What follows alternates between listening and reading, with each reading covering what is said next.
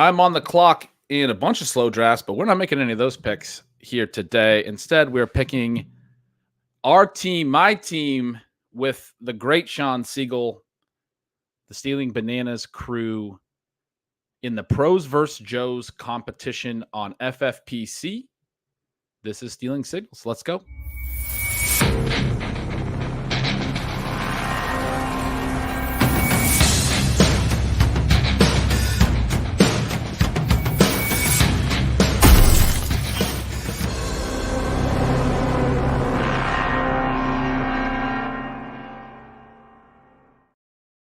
That's probably the first time you've seen that intro, huh, Shawn?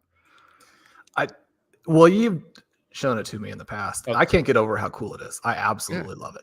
It's pretty sweet. It's got some energy to it for sure. So we're about to start here in a minute. We went live a little bit early. I meant to tweet this out again, which I'm going to do now.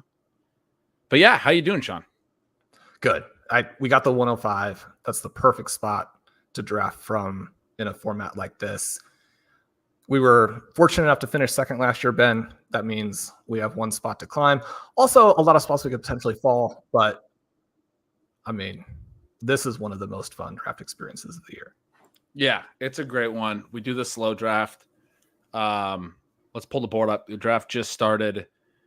We are at the 105, as you mentioned. McCaffrey goes 101 here.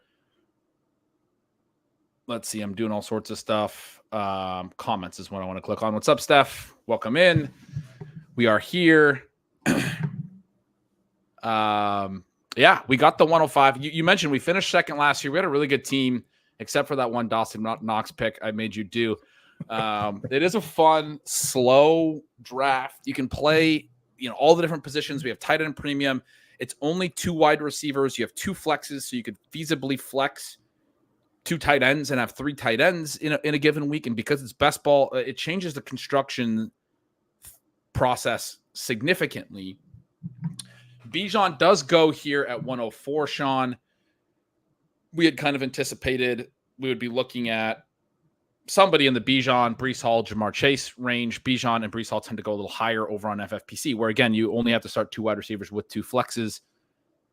So probably talking about Breece or Chase. What are you thinking for our first pick here? Yeah, one of the things that really jumped out when I was playing with the RotoViz Roster Construction Explorer is that, you can go wide receiver heavy in this, right? You can play up to 4. It has a similar dynamic there, but running backs are more viable, especially that running back if he's ultra elite, which I think Breece Hall is. You have the massive receiving upside. You've got the long touchdown upside. I think he's the pick. Let's do it. I like that. Get the anchor running back and then have an excuse to never take another running back again. Nice and easy. So we get Breece in the first. Again, this is a format where you technically only have to start 2 wide receivers, but in best ball, we're certainly going to be taking plenty of them. And obviously, we just did our shows last week. They've been trickling out, I think, over the past week over at Stealing Bananas on the RotoViz YouTube and on the RotoViz podcast, anywhere you find your podcast, airwaves, what have you, about the running back dead zone this year and how we feel like it is back to a fairly traditional dead zone. And yeah, this allows us to not be worried about running back in those rounds. And one of the things I did note is that you have this segment of the draft where if you miss on, or you're not in position to take one of the star running backs and you take a running back anyway with a second half draft slot, it tends to go very poorly for you. As it wraps back around, you do have that ability to go running back to start. That can be pretty effective if you had one of these early slots. Ben, as you know, and as the listeners probably know, that's not really what I'm pushing for. I do just want to throw that out there. It was also kind of a fun note. People love those shows. I loved doing the Dead Zone shows with you. It's fun to look at that from a redraft perspective because I do think at times we can get lost, in the middle of the summer, you're doing all this best ball, thinking exclusively about best ball, which we're obviously doing tonight, but losing track of the redraft element. It was so fun to do that. But the thing that is like glaringly obvious in this specific FFPC format, which I absolutely love, is that the dead zone is not just a real thing in this format, but it is brutal, right? So you can't take anybody there. The other thing that I just want to throw out there really quickly, we had some listeners who did not like me referring to Saquon Barkley as a dead zone back. There was concern that I didn't know what the dead zone is. Ben, I want to point out here, there's a difference between having a dead zone profile and being a dead zone back, or being in the running back dead zone. I keep saying it wrong. That's why people object to it. The difference between a dead zone profile and being in the dead zone, Barkley does go at the 201 here. I'm really not trying to convince people to not take Saquon Barkley, because I want as many picks that I wouldn't personally make ahead of where we're going to select again. Do you even know what the dead zone is, Shawn? Not anymore, Ben. Not Do anymore. you even know? Do you even have any idea about the dead zone? It was really only your zero RB work that essentially first defined the dead zone before the dead zone was called the dead zone. So, be surprising if you knew anything about it. Yeah. I mean, this is a fun start. These drafts are a lot slower. We have a lot more downtime to chat. How are things? It's like we have like so much time with a minute on the clock. It is a lot of fun to have that minute. The drafters have been going fast and furious. People know who they want in round one. It'll be interesting to see if it slows down even more, providing for some chit chat time as the draft progresses. That's one of my favorite things about this particular draft. We also have a pick in the middle where there's a little bit less pressure than when you have to. And Pete and I this morning for the best ball banana stand, we picked from the 101. Obviously, nobody's going to. See, I just didn't want to give away anything, but I really wanted Trey McBride to come back to us. One of the concerns we had was that 4 could be gone, right? Yeah. So is this like very straightforward Dalton Kincaid? Yes. Yeah, I'm there with you. I think some people would argue for Andrews over Kincaid, but I just did I'm down to my last like 4 projections. Finally got the Bills done. I would just my Kincaid projection wasn't through the roof. I was a little bit reserved in it, but I would just say that it very much came out the way that I anticipated, where I was like, because I talk about when I do my projections, I'm not like trying to get to an exact thing. I'm trying to see what's possible. It looks like the sky is the limit for Dalton Kincaid. You look at the splits, the first half to second half. People talk about his low ADOT. Before the offensive coordinator change, his ADOT was 4.2. It was 8.1 from weeks 11 to 18. That doesn't include the postseason. His targets per route run also rose slightly in the latter sample. His overall season targets per route run was 19.6%, very solid for a rookie tight end. I know he didn't have a great season by most people's standards, but he was reasonably efficient. And then you look at the target competition, Keon Coleman not really making waves so far. Curtis Samuel, several times in his career, has been like between 90 and 100 targets, but not probably going to be a 100-plus target guy. Khalil Shakir in 473 routes in his first 2 seasons has a targets per route run below 13%. That could come up a little bit if they're like featuring him more, but he does not look like a strong target earner. He's an efficiency player.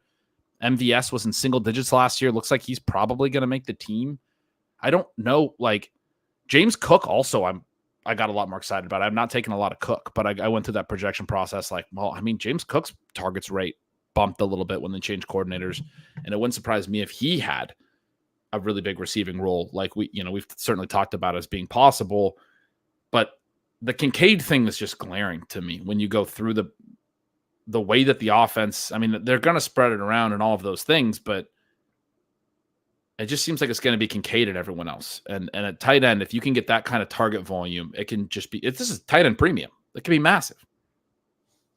And so there can be some sticker shock from time to time drafting in the FFPC at tight end. We now have 5 in round 2, and yet this is definitely the way you need to play it. And one of the other big takeaways from working through the tools before the show, which no surprise here. Blair Andrews has a fantastic article out recently on bully tight end, but you basically do want to do that, right? And that means you got to start early and then you got to take a second one. You can't get the second one until you have the first one. For me, following on what you just said right there, I am still very willing to allow for the idea that Sam Laporta and Travis Kelce have the best floors at tight end. The Sam Laporta is the new superstar. He's in an incredibly dynamic offense. I expect them to score a ton of points, which as the overall pie gets very large, then you can split it a few more ways. Travis Kelce, obviously one of the greatest, if not the greatest of all time with Patrick Mahomes. But that being the case, Trey McBride and Dalton Kincaid for me are the two guys with the highest ceilings. And so as we go about trying to win the whole thing, those are maybe the two most appealing picks.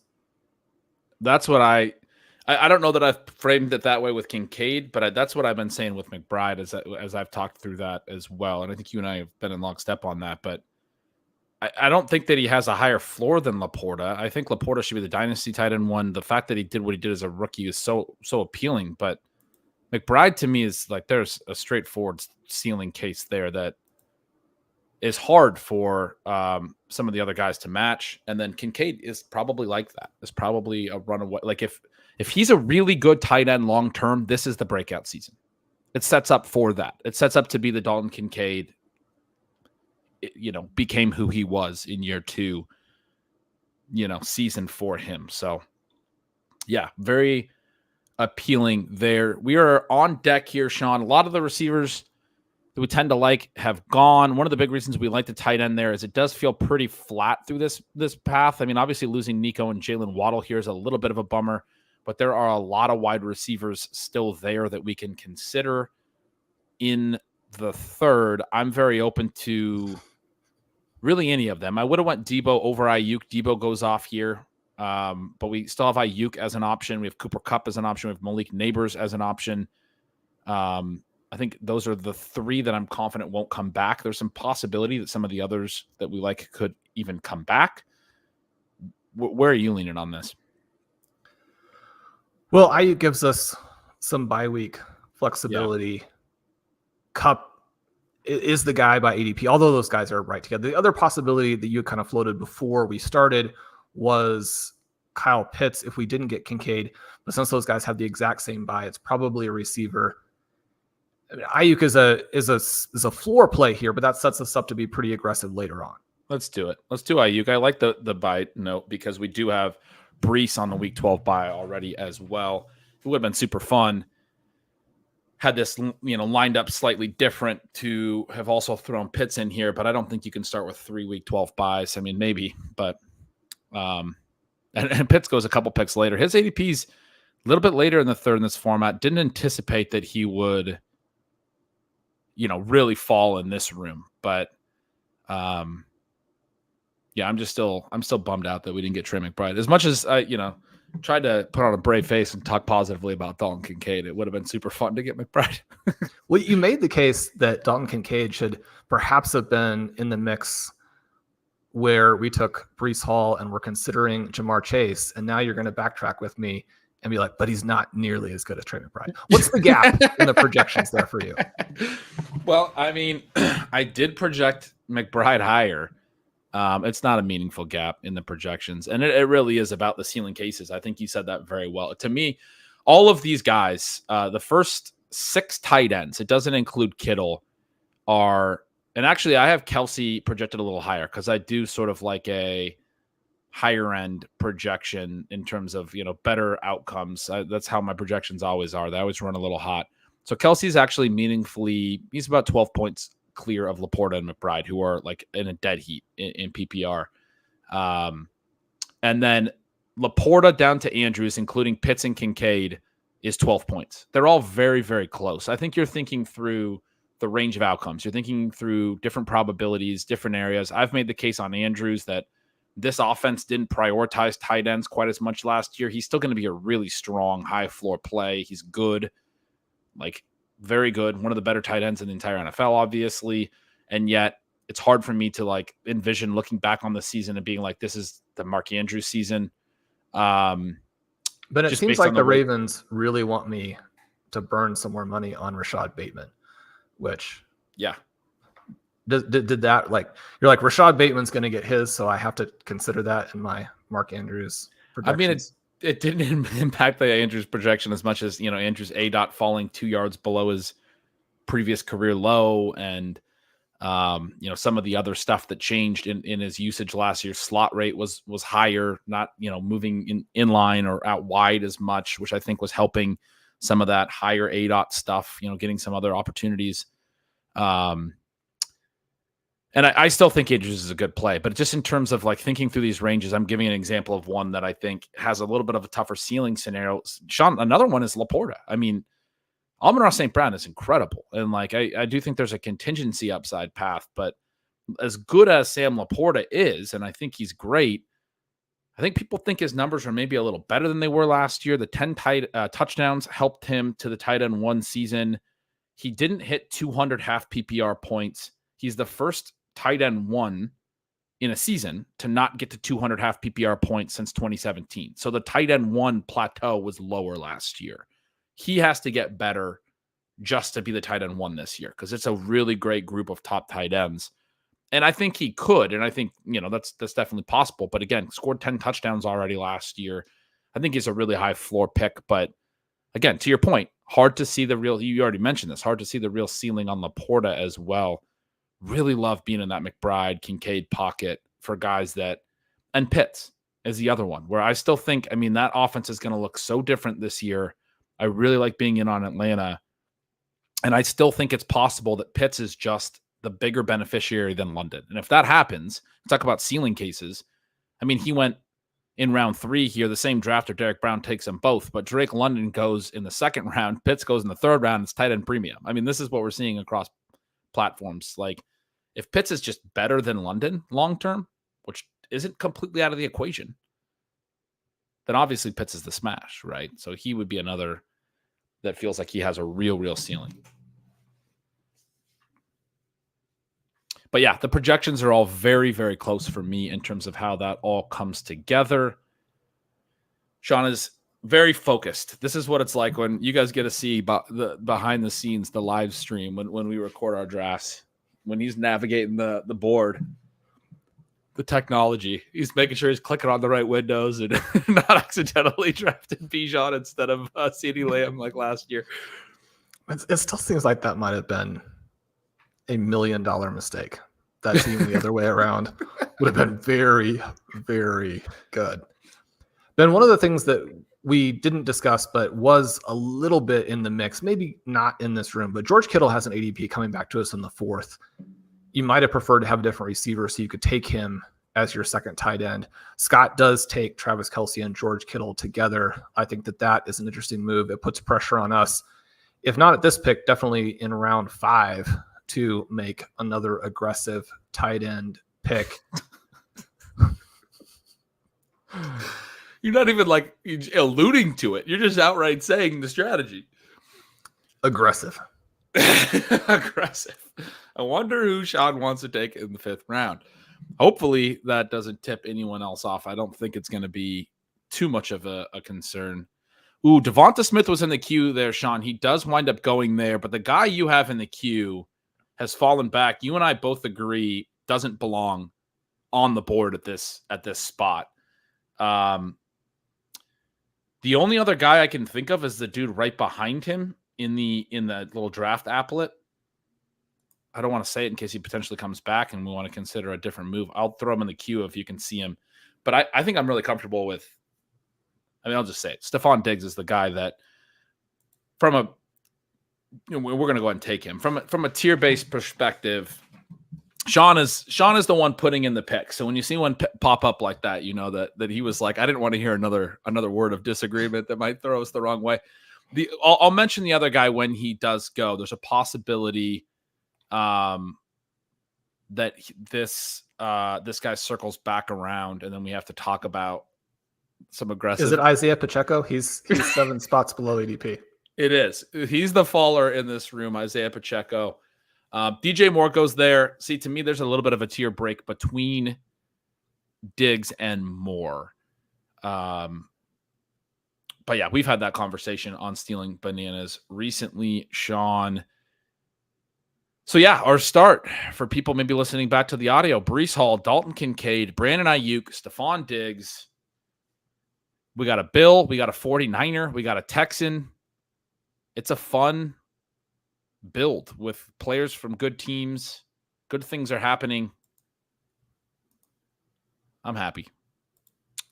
Yeah, and one of the possibilities here, in part because we have a little bit less pressure to really race to get those 6 wide receivers that you have in some other formats. You can take the elite QB that has been successful. If Josh Allen had come back through, that would have been interesting. I don't think there was a QB we could make a detour for there with Stephon Diggs on the board. I like him, very similarly to Nico Collins, who went late in round 2. So it's not saying that he's definitively going to outperform him, but when you have that type of play and you took non-receivers with your first 2 picks, you have to at least consider it. Are we about to get sniped on? Both Njoku and Ferguson go with the turn here, a little bit ahead of their ADP on FFPC. They do go ahead of the mystery, not very mysterious, surprise, aggressive play that we're considering. There's no way that this guy whose ADP is in the middle of the 6, there's no way he's coming all the way back to us at 608. We wouldn't have been able to probably push him to 608 anyway, but especially now that Njoku and Ferguson are off the board, this room is definitely prioritizing tight end. The 4 drafter who did not yet have a tight end did not make the selection there, went Amari Cooper. The other receiver that, was to me more of a backup plan, Sean, did come through, which is Zay Flowers. He's not going to come all the way back to 608. I feel fine saying his name now. I think he would have been in the discussion with Diggs. I don't think we prioritize him over your guy. I think I'm giving you the green light to do what you wanted to do since you sent me some notes prior to the draft. Patrick Mahomes, is that what you're saying? I don't think it's Patrick Mahomes. No. Sean did a little work on the roster construction explorer. It's so great drafting with Sean because he's always prepared. As good as he is at the analysis and everything else, he's also always prepared. Did a little research, sent me a few notes on some things that can work in this format. And it was hilarious. It was like, yeah, I mean, the dead zone definitely exists. And also there's kind of this pocket of the 5-6 round where you don't really want to be at receiver. But like multi tight ends definitely works. You want to take your second in this 5-6 round. And I was just like, Sean, all of your notes are saying we have to take Brock Bowers at 505 because we're not getting him at 608. It's just, I'm reading this all and I'm saying, okay, Bowers. Okay, we're taking Bowers at 505. That's the draft strategy. Were you excited that we got Dalton Kincaid in there and used his bye to block your guy in round 3? I had it all set up. Yeah, we couldn't take Pitts because of his bye, so he could take Bowers later. That's a good call. I would have taken 3 tight ends. I have no issue with that here, where you can flex 2. But yeah, Kevin Tompkins in the chat's got it. It's just me waving the runner home, rounding third. That's what that was. You go right ahead. Zay Flowers did go 1 pick behind Bowers. He would have been, had Bowers gone, where when Njoku or Ferguson went, Flowers would have been a fun pick as well to mix in there in the 5th round.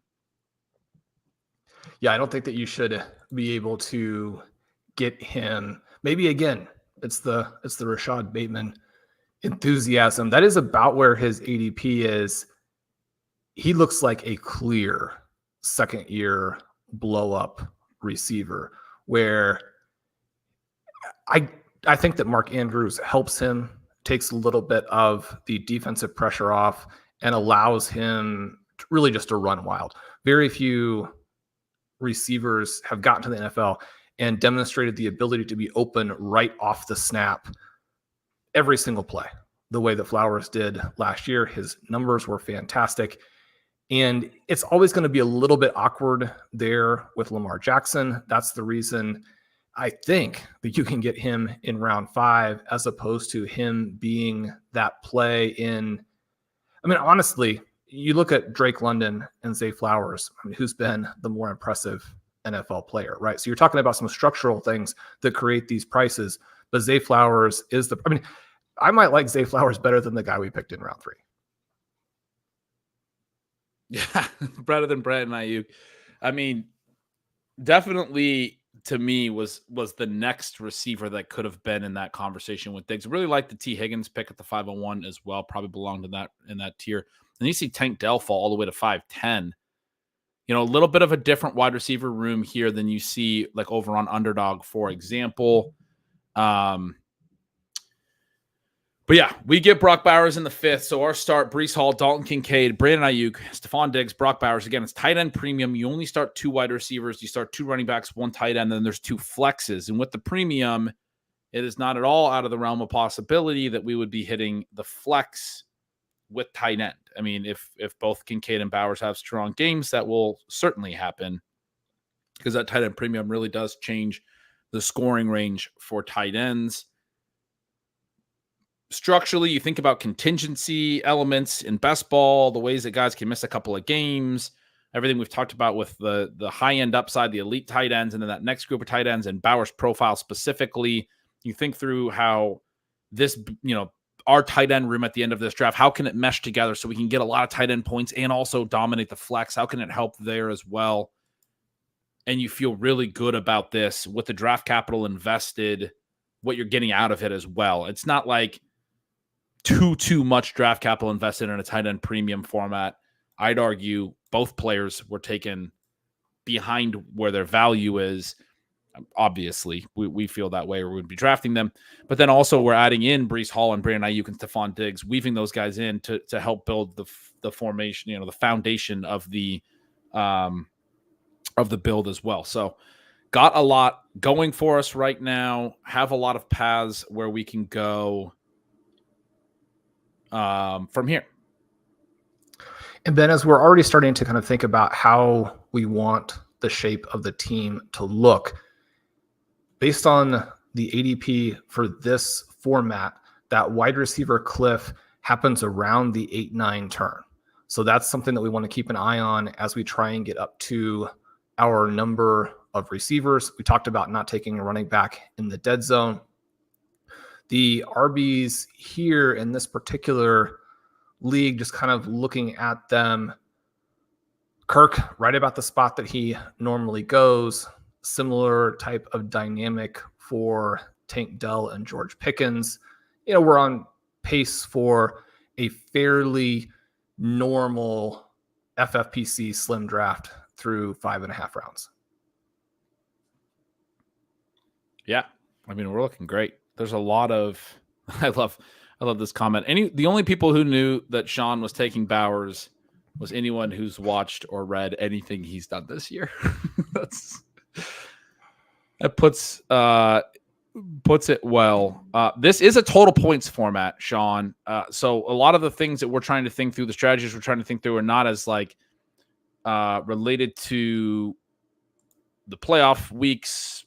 Not necessarily going to be related to trying to build in correlation like week 17. Anyone who's thinking on those terms, back-weighted production, all of those types of things are still important, but they're not necessarily going to be as top of mind as we build out this roster. Something to keep in mind. We are trying to win this 12-team league. There are about 7 or 8 of these Pros vs. Joes leagues, and there is one overall winner as well. So we are trying to build the best team to win this 12-team league, but also the best version of the Breece Hall teams, across the 7 or 8 different teams that we're going to be going up against. Little bit of, consideration to, building unique or fun rosters. Not a ton. It's not a huge competition, right? So that's whatever it is, just shy of 100 participants or something. I'm not entirely sure. I think it's like 80 or something people total in the whole thing. So Keenan Allen goes off the board there in round 6 on the way back to us. I think he's undervalued in this format over on FFPC. Would have been a reasonable pick.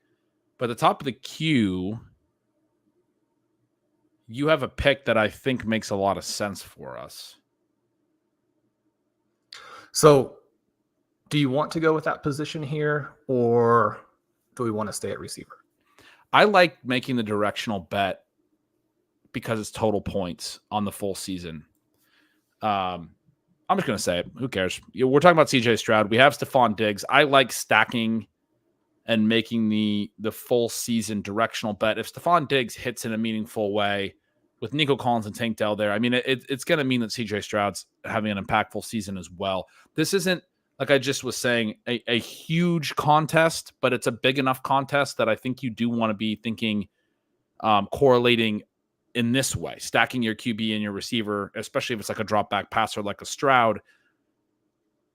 I think this elevates our floor by minimizing the things that we have to get right, assuming that these are right, these picks are right, and it also, allows us to have,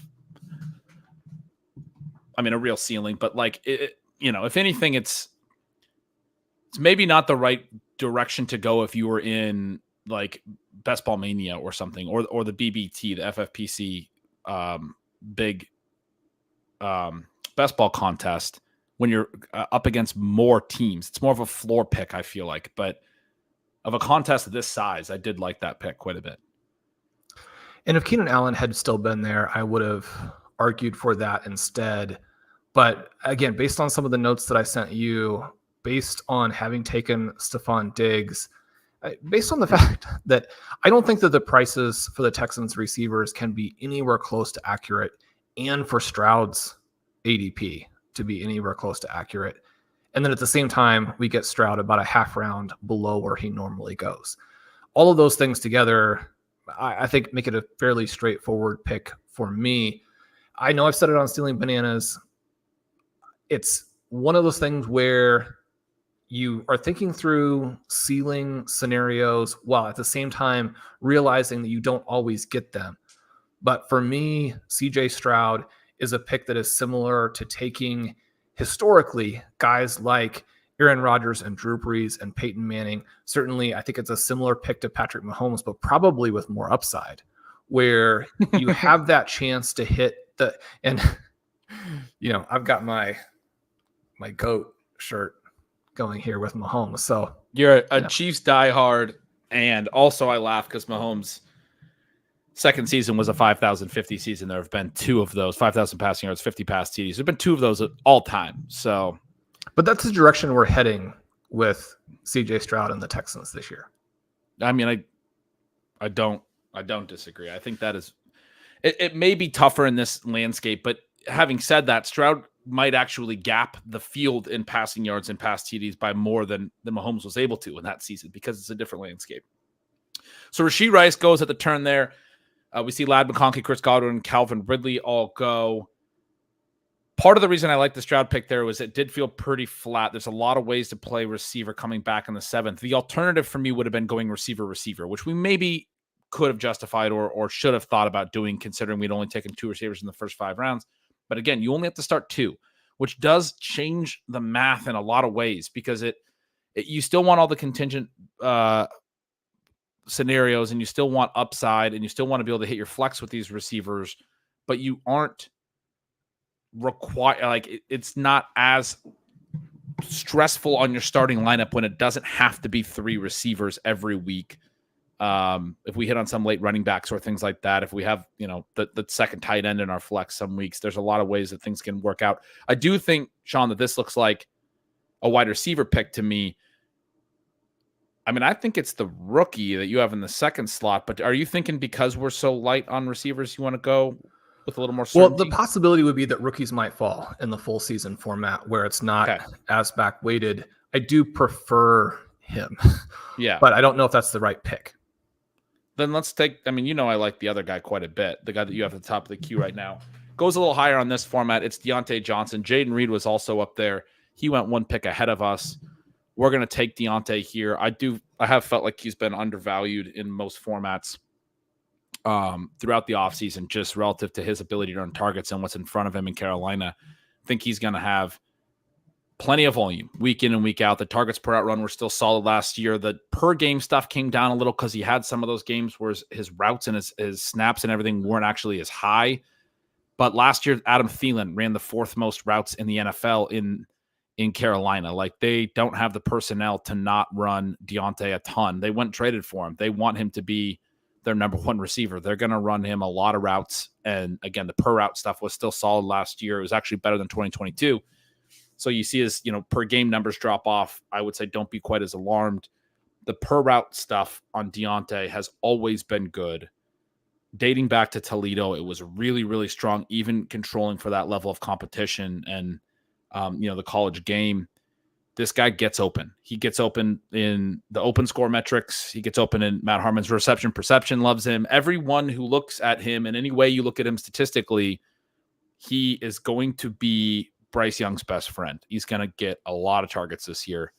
A nice pick, just a nice, stable, fun, safe, comfortable 7th round wide receiver when you've only taken 2 through 6 rounds in a best ball league. And, maybe you lose some ceiling with touchdowns. Yeah. Maybe there's more target competition than there appears on the surface. But those are the only explanations I can. And, there's the possibility that he would hit some type of a wall and just not be what he was. And yet, when you think about full season target earning, the gap between Deontay Johnson and the guys going in round 2 is basically nothing. Right. And I just, it's very difficult for me to understand his price behind some players that we have questions about their ability to earn targets and their offense at the same time. Someone like a Terry McLaurin, someone like a George Pickens. The receivers who have gone to this point are all very viable. It's one of the reasons that we think in terms of and talk about the wide receiver cliff. But when you are trying to get as many targets as you can onto your roster and you're here into round 7 and you're looking for some floor in a full season league, again, for me, Deontay Johnson, there are some tournament elements where maybe he's not as much of a target, but for this type of format, I really strongly feel like he should be a round 4 guy. Yeah, I definitely agree with, like, at a certain point, if he keeps getting pricier, I will prioritize upside in a lot of builds. Because we always talk about the small miss, big hit types, but he is still, to me, he's not even a small miss type. Like, I honestly see him as a small hit, medium hit type. Like, I don't know where the miss is. It feels like all those years with Jarvis Landry as well. FF Coder here says, Deontay, this 0.236 targets per round means 23.6% of routes he was targeted on, and Thielen was at 21.4 last year. The meaningful point there is that for Deontay, that was on the low side of his typical numbers, and it was lower than his career number, and his ADOT was much higher. So if you do like a weighted targets per run like I do, that was at a 12.7 ADOT, career high for Deontay Johnson. For Thielen, he was at an 8.0 ADOT, very low underneath, and it was actually, for him, a huge rebound from a downward trend. He was at 15.3% the year prior. And still, I will note that this 2.2 percentage point gap is meaningful. 20 to 21% targets per out runs is different than 23 to 25%. If you can start to get in the, that's whatever. 21.4 is different than 23.6. Like, the range is from like 15 to 25. It's not a huge range. So you start to talk about 2 percentage points, and that's a meaningful gap.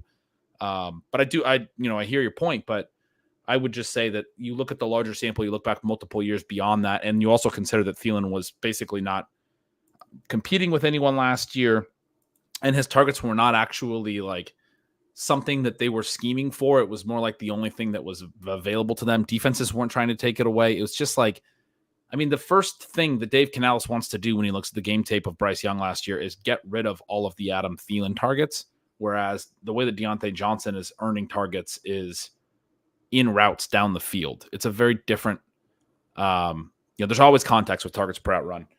And, you could call that cherry picking if you want, but I feel strongly about that context for both of those players. So a good note here that this is the legitimate data. I'm not trying to disagree with the data, but I think the context is important on that one.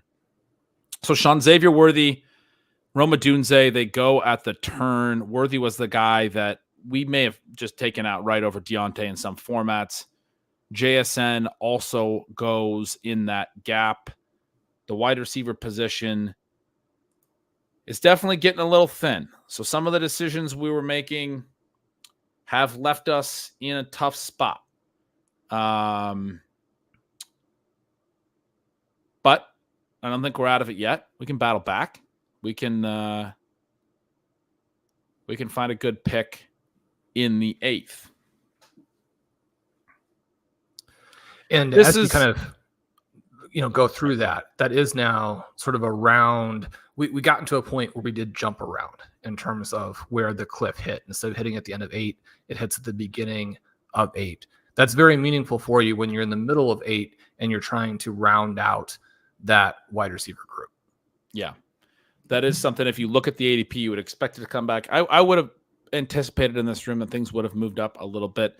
Shoopy Snacks here says, isn't Deontay more of the Godwin and Canals offense where Brooks Leggett is the Evans Rashad?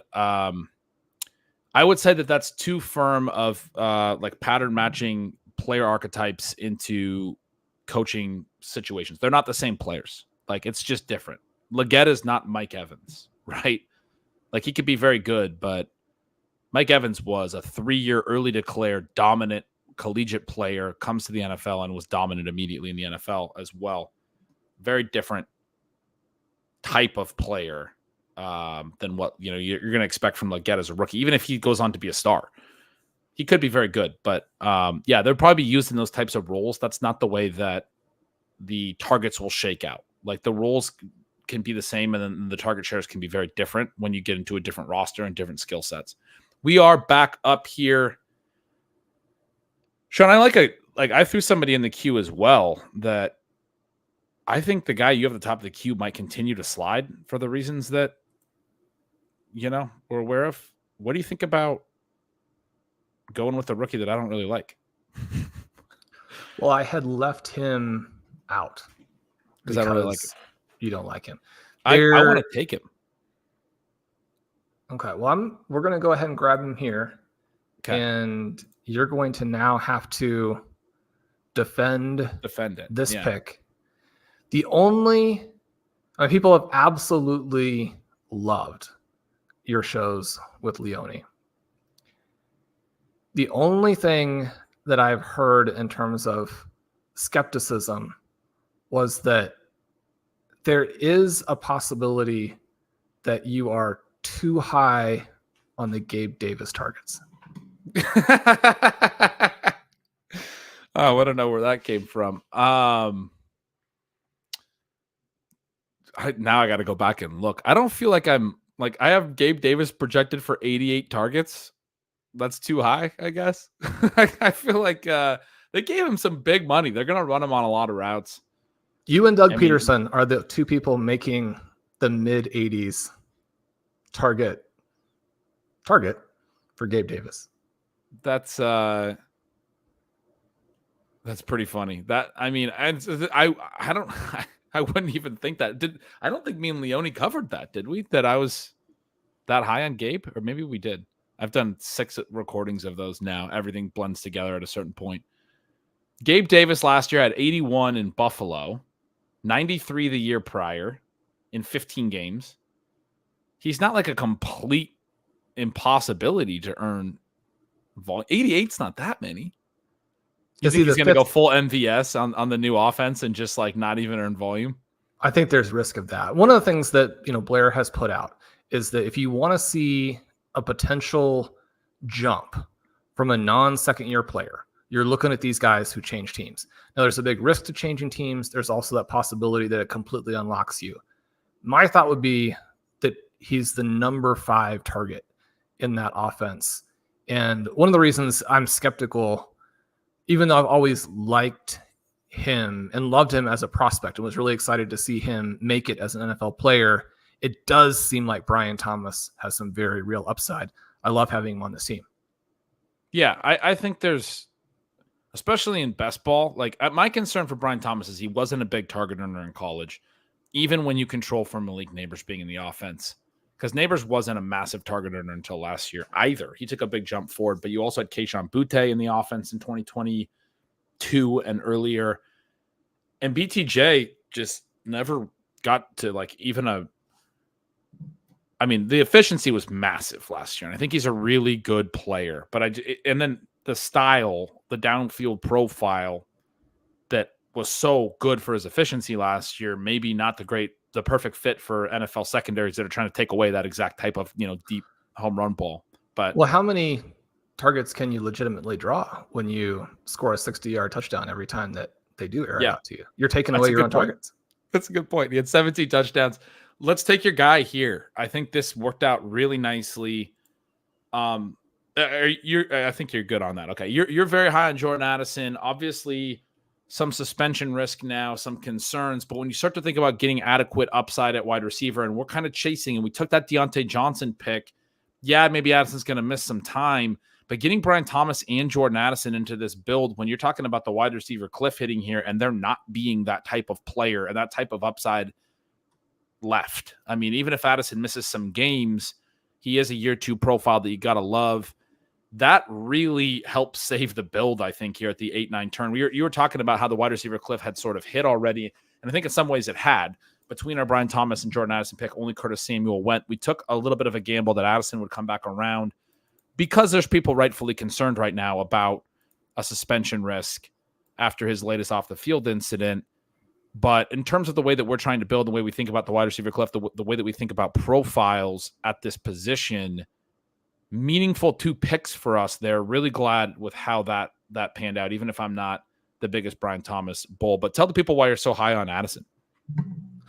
Well, you can look at him and see a guy who, unlike a Brian Thomas, has been very good for an extended period of time.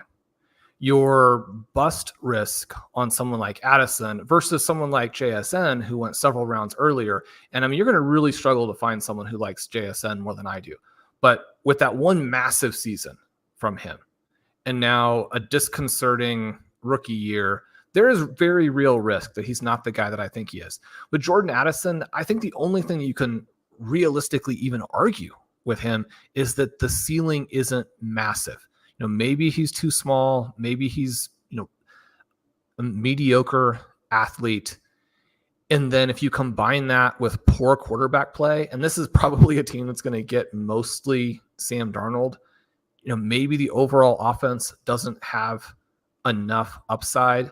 But this is a guy they were raving about. I mean, absolutely raving about before this incident. And he looks like the very most obvious second-year leap player who isn't already priced way up.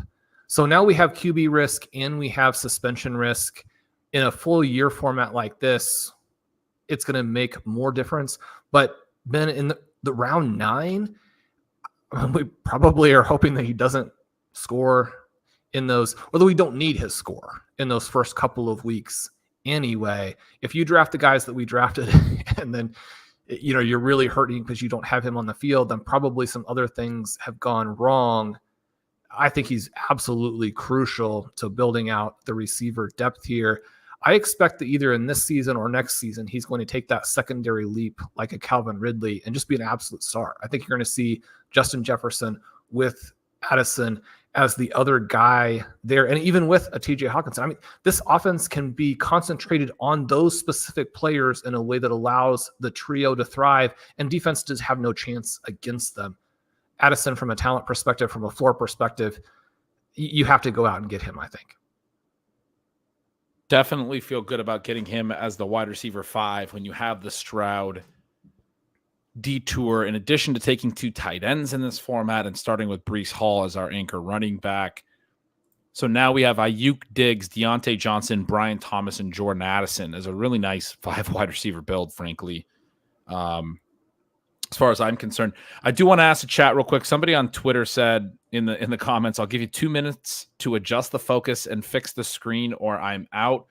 Not really concerned about that person, but I am concerned about there being maybe some type of focus issue for any of you guys. If you're having some issue, I can't figure out what it is because it looks like me and Shawn look fine and the board looks fine on my end. So if you're having trouble seeing anything, please let me know in the comments. Would be happy to fix that. Stephanie says it looks fine. Yeah, I'm thinking he just had it as too small of a window on his own browser and then thought that was my issue. But yeah, okay. Good for you guys. Glad to hear that. Appreciate you guys. Yeah, so we are in a strong position now. We got a 1-1-5-2 build. I would say this is probably where I would prefer to be through nine rounds in this format. Get one early running back if possible. Probably have a QB secured if possible, but have 5 wide receivers at least at this point. You know, the one difference would be maybe we would have not taken a running back yet or not taken a QB yet and had a 6th wide receiver. But I also really love having 2 tight ends at this point because they are going to start to go. It is going to start to be pricey to get into the tight end game. I'm actually kind of impressed by this room where a lot of times you just see the next tight ends start to go because the first tight ends have gone. But ever since our Bowers pick, or after our Bowers pick, the room went, 2+ rounds without taking another tight end. Then you see Freiermuth, Goddard, Komet go off in the 8th, a whole nother round plus since then. I think that's the range where tight ends get pushed up because they've been going off and people just grab the next one. And that's probably where there's some of the worst picks that throughout the draft, some of the worst spots to be taking a tight end would be to, if you were to have pushed up a Freiermuth into round 6 or something like that, that would have been a real difficult pick to make. So impressed by the restraint shown by some of these other drafters. Usually by the 10th, you're starting to see some of these dudes definitely go off. And yeah, I'm just looking in the draft room now. The top ADPs that are available are all basically QBs and tight ends right now. Shawn, I just threw someone in the back of the queue. Is that a name that you would consider here based on anything that you were doing some research on, or is that the wrong direction to go? So it's probably not necessary. So I'm going to reload to make sure I'm seeing it. Oh, okay. Are you talking about the QB picks? Yeah. I don't know why I'm acting like it's all coy and we're just top secret agents. I'm throwing a couple QBs in there that are pretty big sliders. We could potentially close out QB even, and we have stack options that make a lot of sense here. But actually, Purdy's the biggest slider that I thought was, most intriguing. But then Trevor Lawrence goes not long behind that. Now that we have Brian Thomas, I think we're kind of invested in Lawrence. I don't think we need to do that. I really like the guy you have at the top of the draft board. I also like the guy you have second. But the guy at the and Dalton Schultz is still sitting there, Shawn. You put a different tight end in there, but we got our Stroud stack. Is Dalton Schultz the Dawson Knox of this season? People are saying it. For people who don't remember, I talked Shawn into a Dawson Knox pick in about round 16 and then regretted it myself within like 5 minutes, and it didn't go well. We are on the clock. Shawn, I like the Jeudy pick to get that 6th receiver through 10 rounds. So you had talked about being kind of a key, and we've talked about him maybe being mispriced to where he should be inside the wide receiver window as well. So as far as what I was just saying about Brian Thomas and Jordan Addison, some of these other picks are intriguing maybe for the way back if they slide some more. But to me, he feels like a real priority to close out wide receiver. And so we go ahead and do grab him there. Yeah, he just shouldn't be going as late as he does. And in this room, there's some experts. I feel like there's a real, I think his ADP is a little bit later than this, right? But there's a real risk that he could have went. The more I look at the Cleveland stuff, I just recorded the AFC North projections pod with Leone today. The more I'm getting back around on Jeudy. I've never really been that big of a Jeudy fan. You know that. You've had to kind of convince me a little bit on him the last couple of years. Musgrave is another guy you had in the queue, which I think was a good idea. Would you have gone Musgrave there over Jeudy? I kind of pushed you that direction, filibustered you that way. I think perhaps by ADP there was a decent chance Musgrave would come back. He matches up with one of our buys, which isn't a huge deal, but is a very tiny consideration. If you could get 3 2 elite players, or 1 elite player, 1 massive upside but massive risk player, and then a 3rd guy with a lower floor ceiling. But Luke Musgrave in that Packers offense, I want to be very sort of precision targeted on the tight ends throughout FFPC and not be in a case or a situation where I'm simply drafting them because I know that we need a lot. Musgrave to me is that other huge upside play at tight end where he could be a weak winner for you. But in many ways, it was still less necessary than getting that receiver. Now, would Jeudy have come back through and maybe even come back in 12 ADP suggests that's possible. Again, as you mentioned in this room, I sort of doubt it. And, we won't go on to all the details on the show tonight. We've done that in the past. But one of the things I would mention with Jeudy is that if you look at his different campaigns, it shows out that he can do different things. He can succeed at different, target depths. He can offer offenses different things based on who the other receivers are, which is a great flexibility for your offensive coordinator to have as you're trying to design these plays. The issue that he has had, sometimes comes back to him where he has not finished catches, but he's also had absolutely terrible quarterback play during his career. Maybe that continues, but there's a real chance that this is the blow up season. It was a good fit here. And then I think he just has a much better floor when you go through and look at his peripherals over multiple seasons than even his scoring numbers would indicate. Yeah, we'll get back to him in a second. We are back on the clock. So the QBs are still an option here. I mean, Dalton Schultz, if you liked Musgrave, we got CJ Stroud. I could interest you in Dalton Schultz here. I don't mind going running back, and particularly with the guy that you have at the top of the queue. I've been snapping him up everywhere. It does not seem like he will come back. The QBs are really falling. We can maybe keep playing the QB game, but at a certain point, I feel like they're going to come off in a little bit of a run. I don't know. What are you thinking? Yeah, a lot of good options. My lean would be for that running back since we just have the one to this point. I think it's going to be a little bit more difficult to pull off a really strong room late than it would be, maybe in some other situations. And Marshawn Lloyd has extreme upside. All right, fine. We can take him. I just want to point out that the 0 RB guy is a fraud. He said, I want to take a running back because we only have one to this point. Like, that's an issue. I've done these drafts with you where you're willing to go to round 18 to take the second running back if we started with one in the first. Henry Muto points out that Pete Overzet got Jeudy in round 14 last night. I was on with him. Jeudy did fall quite far in that draft. I didn't remember what round it was. 14. We just took him in round 10. Hats off to Pete for that value. We know he is a value hound. But yeah, I agree with you. I didn't really want to risk that. I didn't think it was really necessary to risk that because there are a lot of plays that we can make in this range that feel perfectly fine, including, we could have went with the QBs. We do end up going with Lloyd. I don't know what we would have got. We could have gotten Musgrave and then maybe tried to push Jeudy. I guess for our build, that third tight end, I do like the idea of that third tight end for our build. And since Dalton Schultz is not an NFL player on your board, it might have made sense to get Luke Musgrave. Musgrave is one of my favorite late round tight ends. I mean, a year two profile that has the potential to break out in a pretty ambiguous passing situation, at least have some spike weeks, some better and best ball elements to his profile.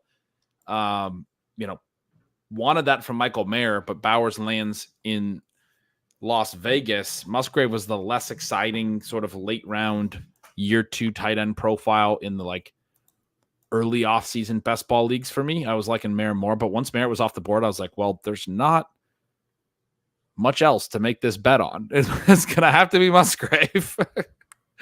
He did earn volume a little better than Tucker Kraft in year one.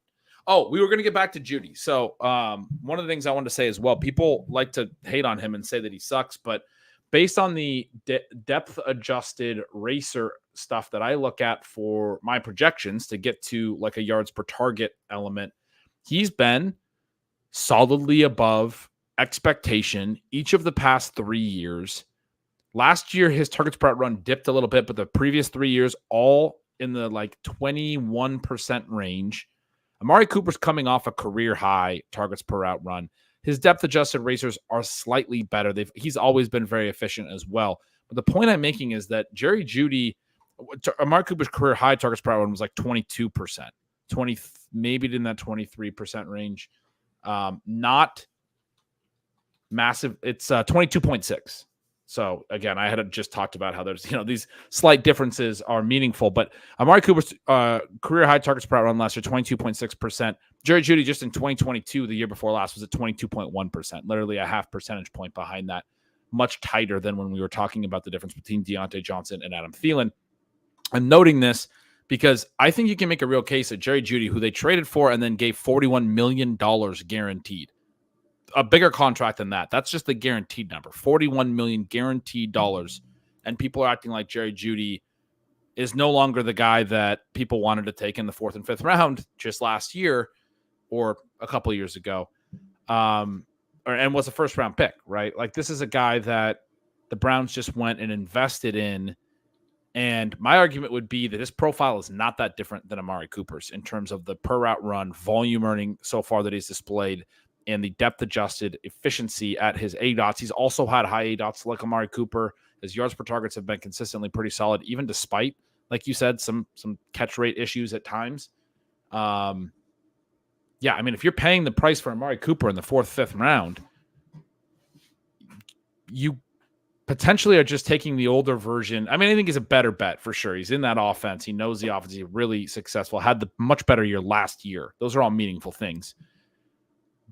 But if you want to play the Browns passing game through a much cheaper and younger version of a similar bet, like, you can do that with Jerry Jeudy. It's not that big of a difference in the multi-year profiles. Definitely the 2023 profiles.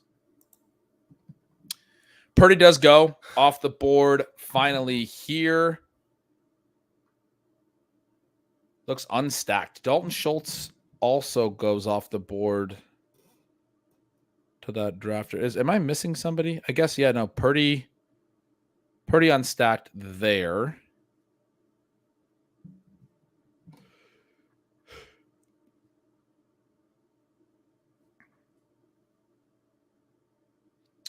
You set me up to take some shots at Amari Cooper, and I declined. I mean, I was waiting for you to chime in and say that Amari Cooper is the worst 4th round pick in the history of fantasy, or some ludicrous statement that you would typically chime in with. Declined. You had Jaleel McLaughlin in the queue. He goes there. I know you are excited about him, a little more excited than I would define myself as being. So we're glad we don't have to have that conversation.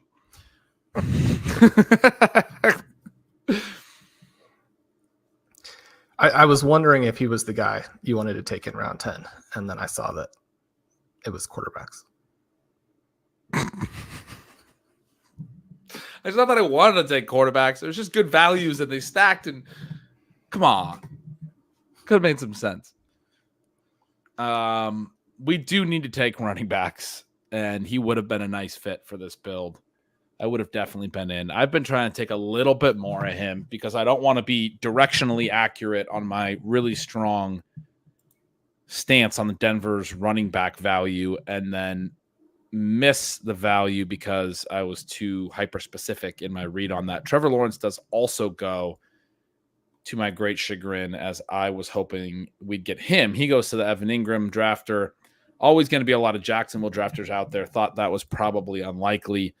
But with the Brian Thomas pick, it would have been fun to have Lawrence, because I do think if Thomas hits in a meaningful way, that Lawrence is going to be one of the best picks in the mid-rounds. He's like one of those like keys to the upside for Lawrence as well, where if you take Brian Thomas, I think you should be looking to stack, like moving that stack up your board. We are back up. The guy you have at the top of the queue, was he going to get drafted anytime soon?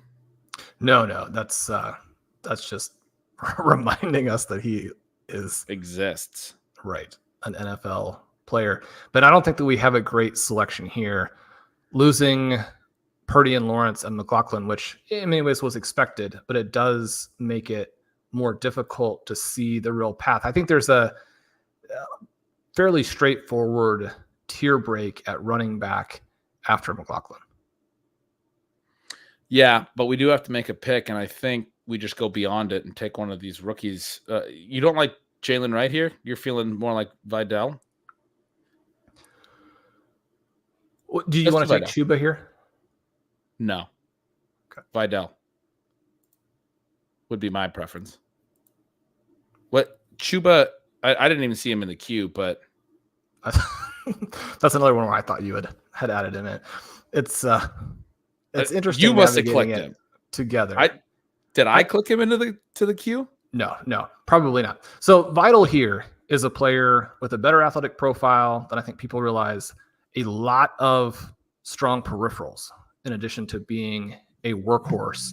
When you put all of those things together and you have this open backfield where Gus Edwards has been washed for a long time, and very sadly, J.K. Dobbins has had his career and his body wrecked by injuries, somebody has to carry the ball. Right now, there's still a lot of buzz suggesting it could be other guys, and Vital went late in the draft.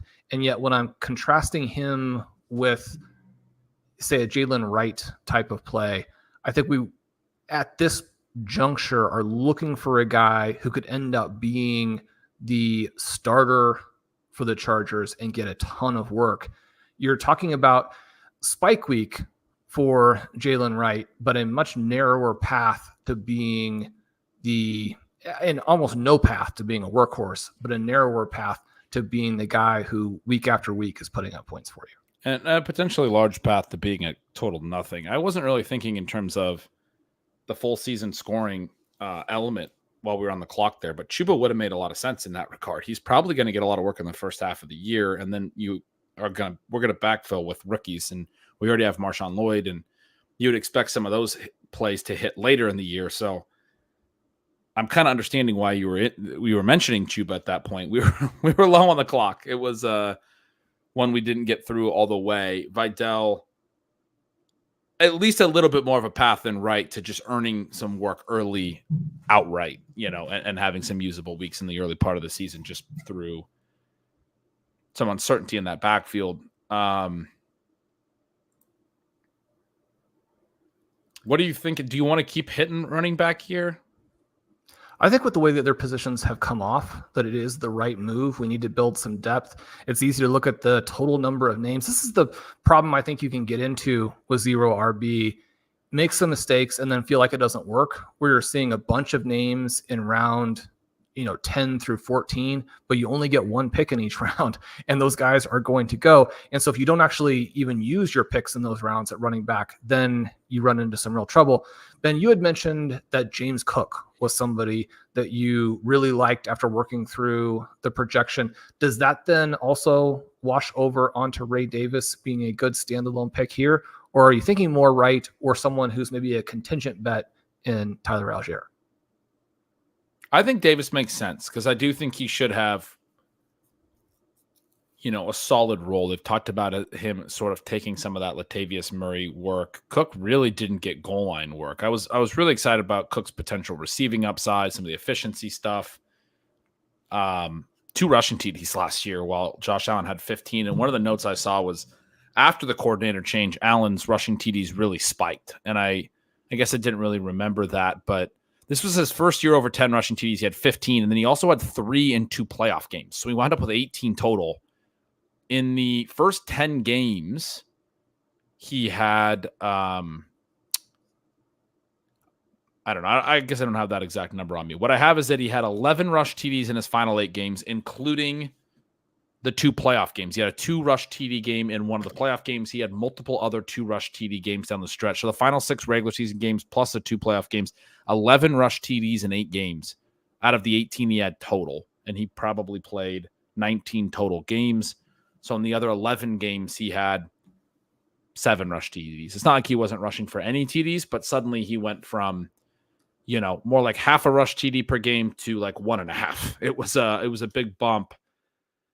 I'm trying to get a better statistical, breakdown here because the coordinator change happened after week 10. Through week 10, he had 1, 2, 3, 4, 5, 6, 7 rush TDs, no multi-rush TD games. After week 10 is when he had the other 11, and he actually had 4 different games in the final 8, including those playoff games where he had multiple rush TDs.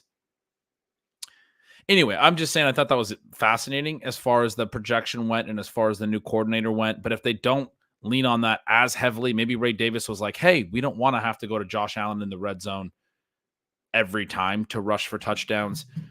for whatever reason, it doesn't seem that they like to use James Cook in that way very meaningfully, and they maybe weren't feeling like they could continue to rely on Latavius Murray in that way. I think that could wind up being a meaningful thing for Ray Davis. The touchdown role, the goal line work, those types of high value touches. It seems like he should have some low value touches as well. I ended up projecting him for over 100 rush attempts with Cook over 200, but at least working in alongside him. So some standalone value, some contingent upside possibly. Good bet, I think, for this build. And I like James Cook a lot as well. He's someone that we mentioned as being part of that group that we targeted a year ago, despite sort of being on the edge, the back edge of the dead zone. Again, depending, how precisely you want to define that, because we liked the combination of breakout upside and breakout upside as it related to both talent and what the role was going to be in the offense. I think now you can kind of work the other direction a little bit and say you don't want to chase as his price goes up, and that Davis, even though he comes in as a prospect who probably doesn't have elite traits, he's probably not a special back. He's someone that had 1,000-yard season for 3 different teams. He is a 3-down back, like lots of receptions in his final season. He could be the goal line back. When you're thinking about potential workhorse, potential high-value touches in a dynamic offense and how close he is to actually just being a huge scorer, I'm a little bit surprised, to be honest, that he was available at this price.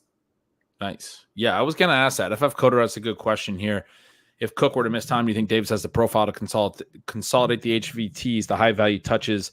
I was talking through, obviously, liking the touchdown element of it. He had 14 rush TDs last year. You go all the way back to his freshman year at Temple. You mentioned he played for 3 different college teams and had over 1,000 yards, 3 different teams. Started at Temple, went to Vanderbilt, then to Kentucky. Way back to his freshman year at Temple in 2019, he had 8 rushing TDs, 10 total TDs. Definitely got like size, and you would think the profile could translate as far as the overall touchdown scoring, 41 career collegiate touchdowns.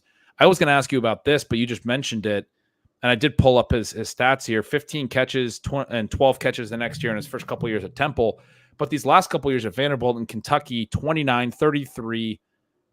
Those are decent numbers for a collegiate back. They don't always get tons of passing. 94 overall catches across the 5 seasons, but 2 of them were shortened. He played 4 and 3 seasons in 2020, the COVID year, and then 2021, I assume, was injury related. So basically 3 full seasons and then like a half of a year combined between those 2 years. But 94 receptions total is a decent number for a back with some size. I didn't really realize that about his profile. Gets me even more excited. Yeah, he's a good pick. I mean, I run into some trouble with him where I'm really looking for players even late who have the special traits. Obviously, Jalen Wright has that elite athleticism, but there are very few backs in this range of the draft who could fall into the type of, and one of the things with the Bills is that as you kind of went through it, Josh Allen is still going to take a big chunk of that doesn't happen in other offenses, but Davis is just so close to being a fantasy MVP when you work through the different scenarios that could play out, and he has standalone value. I think that when you're trying to build out your running back room, the fact that you're getting standalone value is very meaningful. I was looking at, when I did my Bills projection today, Ty Johnson is still on the roster, and thinking, well, he could probably take the receiving stuff in a contingent scenario.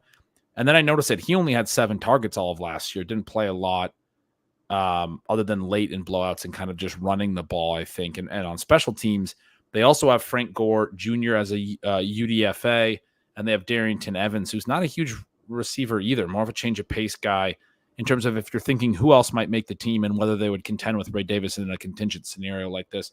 Shawn, we are back up. The guy I was really hoping would come back, I would have taken him probably over Ray Davis, did come back. You have him at the top of the queue, so I'm hoping that you feel the same way. So we're going to go ahead and get another rookie back. Is that a good way to play this?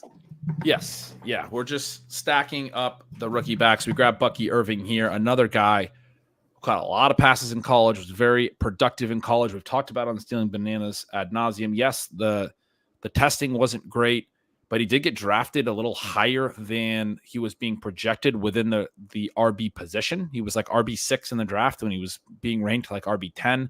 The Bucks obviously saw something they liked and took him over some other backs, including like a Ray Davis that they could have went that direction if they were, not interested in Bucky Irving because of the athleticism. And I think you put it really well when we talked about it right after the draft. You're like, once they make that commitment, you almost don't have to worry about the athleticism anymore. They've made the decision that they're looking at the production in college. And then at that point, you're going, well, the production was really appealing, right?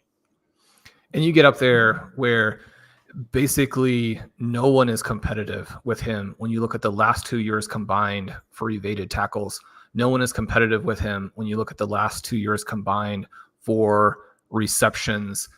And then the peripherals on the receptions were also fantastic. So when we think about what are the types of profiles that hit at running back, again, it's almost exclusively special traits, which most of the time means plus athleticism, but occasionally means just you're that good on the field. And Bucky Irving fits that. When you're that good on the field and then the team takes the stand on you, I think you get exactly what you just talked about. One of the things that we're looking at here, even in a full season format, when you're getting what you might argue are mild discounts on rookies, Marshawn Lloyd, Ray Davis, Bucky Irving, I feel very confident those guys are going to have standalone value. And then Vital is the player who could win the starting job without any injuries. And so that's why we take those four together. Bucky Irving, you contrast him as a running back with Rachaad White, and the peripherals for those two players are on opposite poles. That doesn't mean he's going to beat out Rachaad White, but when you are probably, even though you're the much smaller, less athletic back, when you're probably actually the better runner, and then you're an elite receiver as well, you threaten that starter because the team has tactical play calling advantages of just leaving you on the field.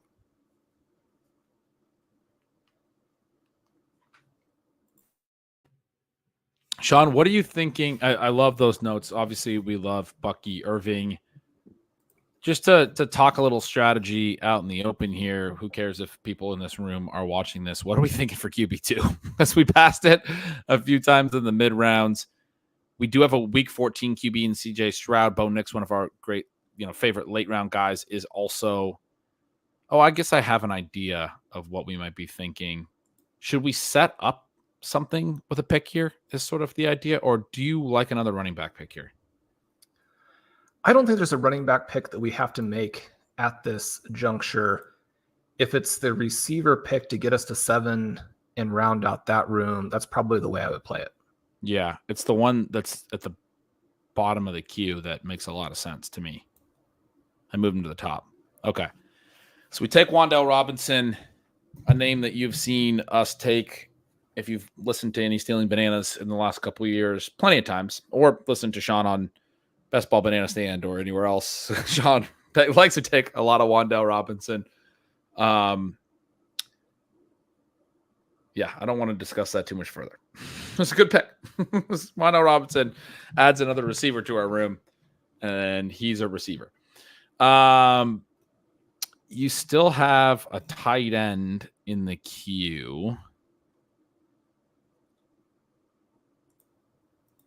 The problem that you get into, at least I get into, Ben, in these drafts in the FFPC, where you need to get to 3, ideally you would get to 4, is that even once you get to early that you like, it's easy to get kind of locked out or hung up because there aren't that many great options and you're trying to get them at good prices. Someone like a Ben Sinnott goes there in round 13. That's above his ADP, despite the fact that for me, that one, the full season element of this is tough, right? Because if you're drafting the backup when you need points, or you need to put your roster together. Brian Robinson's lead blocker.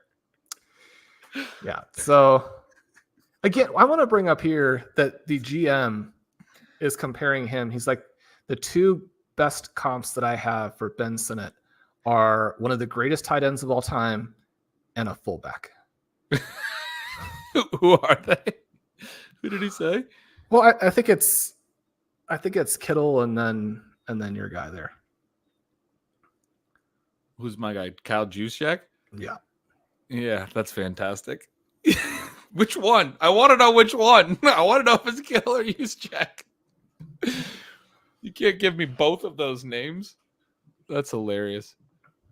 Is there a tight end since Luke Musgrave went off the board that you feel like would have been a decent pick that you're sad that we missed on? And this isn't to criticize the other selections, because again, you have to draft tight ends.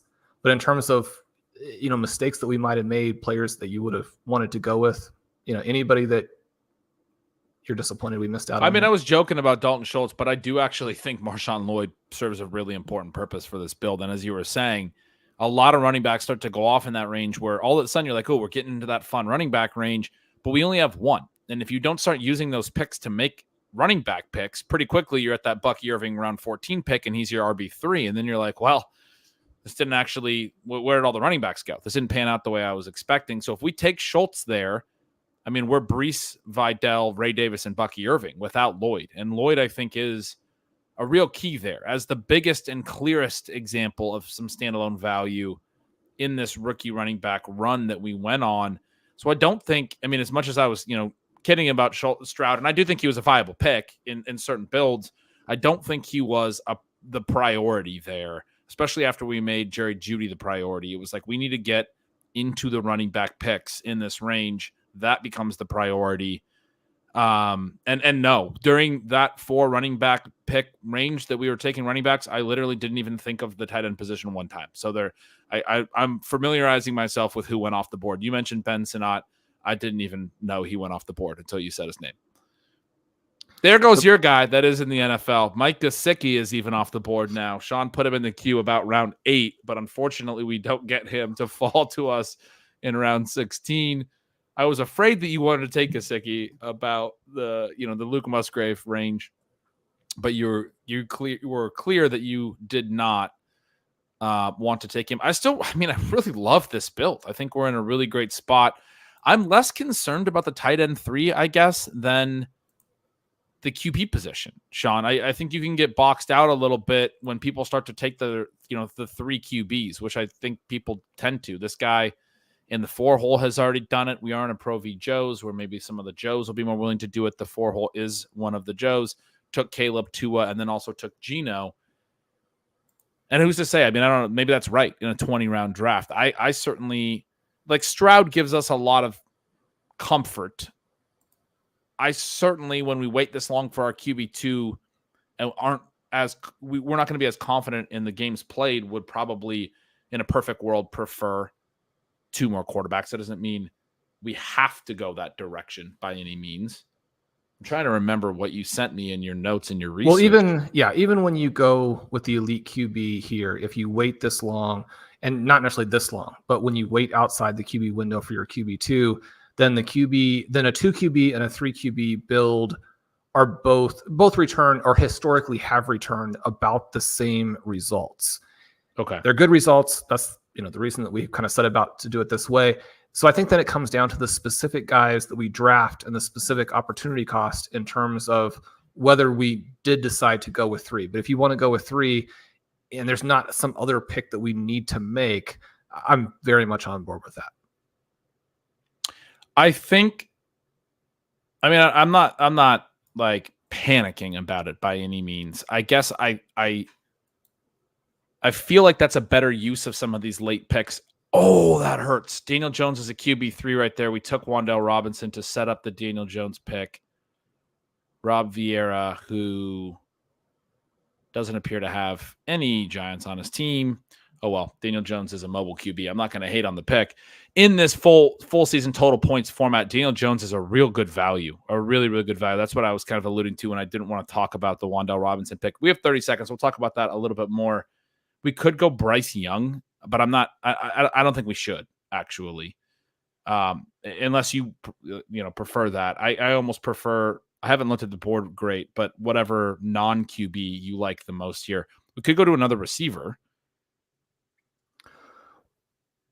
So This is probably Young or Herbert for me. Do you want to just take Young?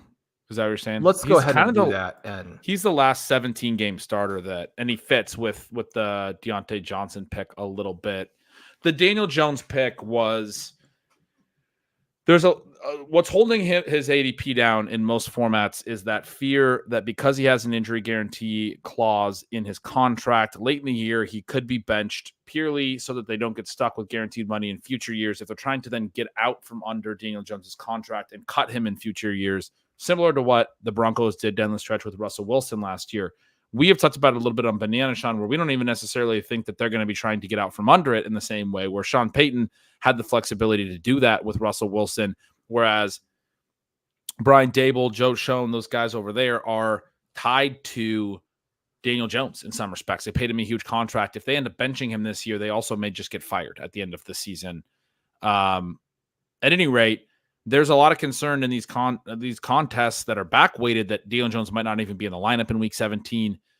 Marvin Mims was the other option I was thinking of, but then I remembered that we have the bye week issue if we tried to do a back stack with the Broncos. We could have went to one more receiver to set up something with the Broncos. I guess we don't even need to necessarily stack. If we did want to take Knicks, we now have Young. Anyway, Daniel Jones in a full season total points format like this, with this rushing mobility, with Malik Neighbors now on his offense, it's just multiple rounds mispriced, it seems like. Like Will Levis went way before him. I just don't understand that personally. I mean, I understand that Will Levis is going to have a different offense, maybe a higher pass rate, all of those elements, but Daniel Jones has shown an ability to score in fantasy in a way that I'm not confident that Will Levis definitely can do. So anyway, we'll see how that goes. But yeah, it would have been really nice to get Daniel Jones at the 16-17 turn for however long he was in the Giants lineup, because it's a full season total points thing. I think he would have provided a really nice QB2 element to our build. So Herbert does go 2 picks ahead of us. That is at least mildly disappointing. There are quite a few different paths that could work out for him, and he would give us a different buy. We're kind of back into the spot where I don't think there's a great pick. I've got a couple names in the queue that I think are interesting. You've just added a tight end. I'm very happy to go that direction. I think that play is fun, and I do want to add more tight ends. Is that the direction you're thinking? I think that would be my pick, or the other rookie running back you added. I'm very comfortable with at this point as well. So I'm going to do a little double check here on drafts in the most recent days to see who what we come back need to protect against. Yeah, I like going with this tight end here, especially with the bets that we've already made. Yeah, so we take Jatavian Sanders, ties to Bryce Young, rookie tight end for the Panthers. Now we have a little Bryce Young double stack with Deontay Johnson and Jatavian Sanders. I mean, I was talking all about the Daniel Jones thing. I think it was a really nice pick for this format for Rob Vieira, who made that pick there out of the 6 hole. It just would have been really fun after we took the Wan'Dale pick. That's why right after we made the Wan'Dale pick, I was kind of trying to be coy and pretend like I wasn't, we weren't doing something very specific, because I had already said we were trying to set something up, but that would have been the thought, that if we could have got Daniel Jones there. Instead, we go Bryce Young, we get Jatavian Sanders. He's probably the best tight end play left, as far as I'm concerned. And then he also stacks with our quarterback. So it'll be interesting to see. We'll have a lot better idea in a couple of weeks. There hasn't been going to play fullback like Ben Sinnott? Right.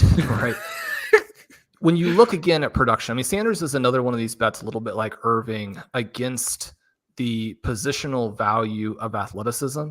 And yet at the same time, what he was as a recruit and what he was on the college field, I mean, he just should be much more expensive. Now, it's not meaningless that he didn't test very well. And so you do want to keep that in the back of your mind. But there are also some breadcrumbs that suggest this offense will be very favorable for his position. And despite some of the things that have come out during puff piece season, I mean, they don't have anybody else who can make any sort of impact at tight end. So if you get an impact at tight end for the Carolina Panthers, it would be Sanders. I think it can be a pretty meaningful impact to the point where he's one of my favorite kind of mid to late round dynasty selections. Sanders is somebody I think, especially in the FFPC version, you want to get as much exposure as you can. I think that somehow my evaluation of Daniel Jones scoring in the scenarios is broken, Ben, because I think that he should go right after Justin Herbert and Matthew Stafford come off the board.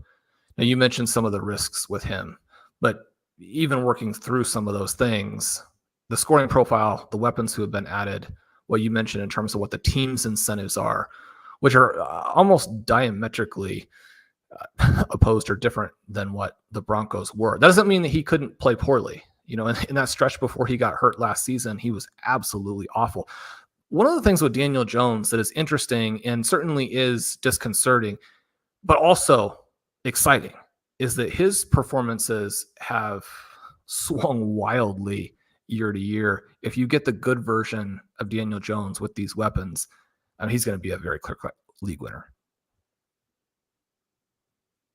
Yeah, I really like that take. You have been sharing that on Stealing Bananas a lot this offseason as well. I think Daniel Jones, I'm definitely trying to have a lot of exposure to him especially in like 3 QB builds, but in the late rounds, I mean, I think you could even just make that bet in a 2 QB build that the Giants are going to stick with him, that it's a different thing than Russell Wilson, that people are pattern matching too much. We see that so much. This is the same as the thing we saw last year, but every situation is a little bit unique. One of the ones I'm seeing that a lot with right now is running backs who got multiple years of guaranteed money. Well, Miles Sanders got beat out last year, so now multiple years of guaranteed money doesn't matter. And I still think it matters for year one. Like DeAndre Swift got 2 years of guaranteed money. I think that gives him a pretty good moat in year one. They might bench him in 2025, but I think he's going to play a good amount with the amount of money they gave him. Sean Drake May goes there at this 18-19 turn. If we're going to take a QB3, I would probably think that we would want to think about it at this turn rather than at 2008, where, trying to push it. I mean, maybe it could pay off. Maybe it would be the best way to use that 20th round pick. There are a couple picks here that I still feel really good about starting the majority of the season, which, I mean, in terms of like some of these picks, there's not clear games played upside. So I do think the way you put together a 3 QB build, that matters for that. I don't think we have to go QB here at all. But I don't have another clear pick as I was kind of looking through. Is there anything that's standing out for you? Probably a running back pick. Yeah, but the running backs, since our guy, well, really the 2 backs that we had in the queue, perhaps not surprisingly, in Shipley and Pierce did go. I would have loved to have added either one of them. As you mentioned, we have the choice here of 2 QBs who probably will play the whole season. I think just getting those games is the way to make a pick where we don't have anybody else that is a priority. Cool. And the Bo Nix is my favorite way to play it, but he matches Stroud's bye. Derek Carr does not match either of our current QB's buys. I would go either direction. I know you like Carr too. He's probably okay. We do go Nix. Just make the fun play there. I mean, Derek Carr is probably the right pick, but yeah, I think you got to go with your guys. But I also think Nix was the more fun pick as well. Now the question is, do we take Blake Watson to give Nix a little stack partner? Round 20, Blake Watson coming right down. Because I don't see it is pretty picked through at running back. The guy we were debating at the Jatavian Sanders pick, as Sean alluded to, was Will Shipley. That was the other rookie I mentioned. In the last couple rounds, Audric Estime has already gone off. Braylon Allen has gone off. Tyrone Tracy went a couple of rounds ago. A lot of those late running backs that are fun at the end of underdog drafts are gone here. We are deep into this draft. We're not really structurally looking to add wide receivers, but there are some that you could make a case could add value. some intriguing rookie wide receivers. One that you may have written on a whole feature article about.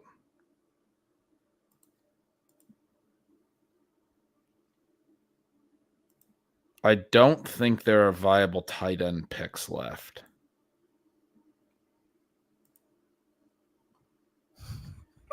I mean, you could draft Robert Tonyan if you thought that TJ Hawkinson wasn't going to return until like week 10. Well, what's the current? Oh, I was gonna throw Zach Ertz into the mix for you, but he does. Oh yeah, he would have been. Hey man, he's gonna have a few 5-catch 40-yard games in tight end premium, get to 11.5 points. It's gonna be real gross.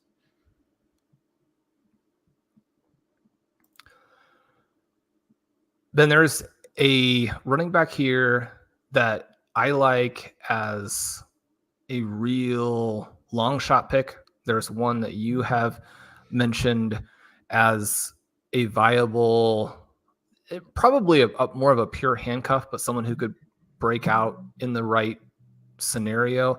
I guess I see his main committee mate as being more athletic and potentially taking the easier side of high value touches to actually hit. So that is, just give me some names, because I think you're talking about Trey Sermon, but who's his committee mate? Evan Hull. Oh, you think Hull would take the HVTs in a Jonathan Taylor is injured scenario? Interesting. Because Hull does have a really intriguing profile. It's just weird they barely used him at all, and they did use Sermon a decent amount. I've talked about how Sermon was with Steichen in Philadelphia after they acquired him from San Francisco, and then Steichen brought him over, used him behind Moss and Taylor as their third back last year. But I think the whole thing's intriguing too. I would go any direction here. You got 25 seconds. What do you think? Do you prefer a Colts backup? Do you like taking the swing on Garendo? We can take the swing on Garendo. Yeah.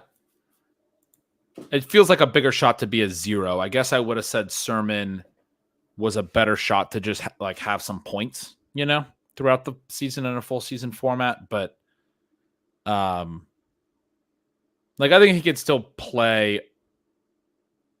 He might have a surprising standalone role. Not like a big one, but Zach Moss was playing a little bit alongside Taylor. Maybe at times Sermon's playing in blowouts, what have you. He's actually getting some run at times. So this drafter took Derek Carr. I'm pretty sure Lawrence was their third. Oh no, that's Derek Carr is their third. That is a good value on Derek Carr, as we talked about. We did take Garendo there over Trey Sermon or Evan Hull, who are both in our queue. We also had Javon Baker in our queue, as I was mentioning a few of the intriguing wide receivers. He goes